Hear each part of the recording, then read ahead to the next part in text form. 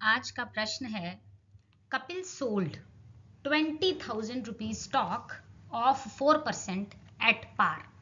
कपिल ने 20,000 का स्टॉक जो है, जो कि 4% स्टॉक था, उसको एट पार पर बेच दिया। एट पार का मतलब 100 रुपए का स्टॉक 100 रुपए में बेच दिया। And purchased as many as ₹50 shares of a company. और उस पैसे से जितना पैसा 20,000 का स्टॉक बेच के उसके पास आया, उसने उस पैसे से 50 शेयर्स, 50 रुपए का एक शेयर, उसने शेयर खरीदे जिसमें 50 रुपए का एक शेयर था। जितने शेयर वो पैसे से आ सकते थे, उसने सारे के सारे पैसे से शेयर खरीद लिए, जबकि एक शेयर 50 रुपए का था एट अ डिस्काउंट ऑफ 5%। लेकिन वो शेयर का फेस वैल्यू तो 50 था, लेकिन उसको 5% डिस्काउंट पर वो मिल गए।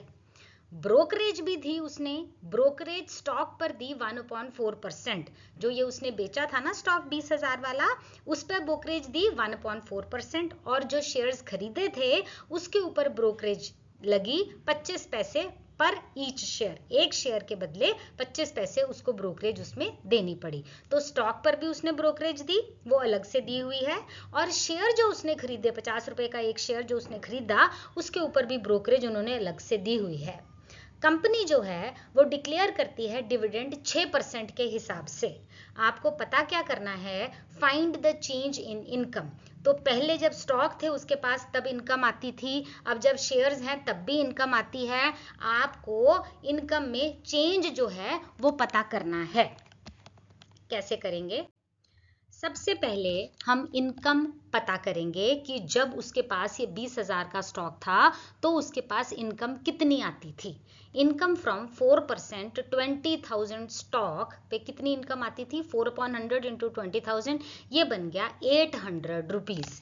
ये आपका फर्स्ट इनकम, जो आपको इनकम कंपैरिजन ही पूछा हुआ है ना, चेंज इन इनकम, आपका पहले वाली इनकम आपके हाथ में आ गई।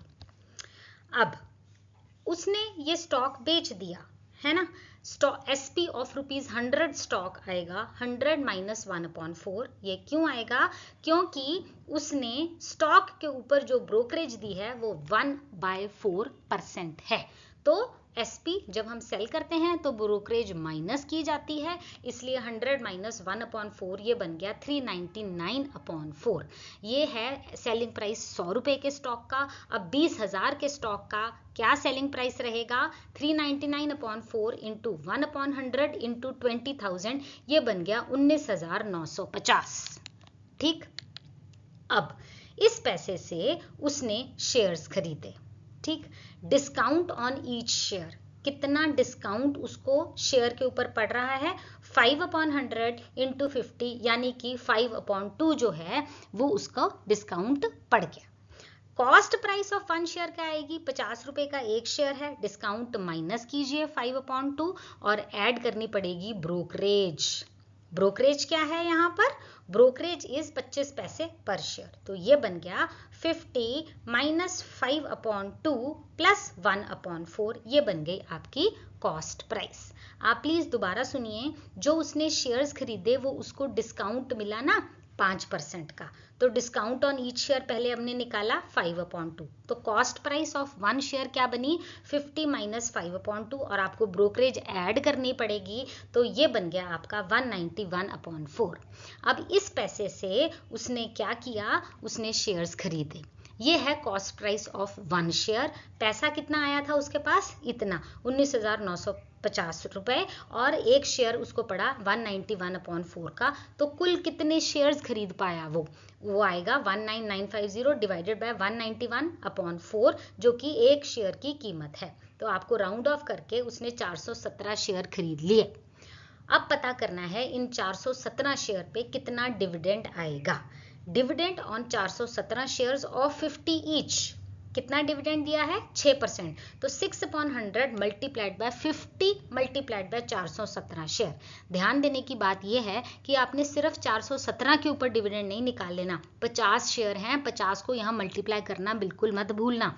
तो आपका बना 1251। तो 417 शेयर्स पर उसको डिविडेंड कितना आया? 1000 251 रुपीज़। अब एक इनकम ये थी जो आपने पहले निकाली, ये आपकी दूसरी इनकम आ गई 1251 रुपये।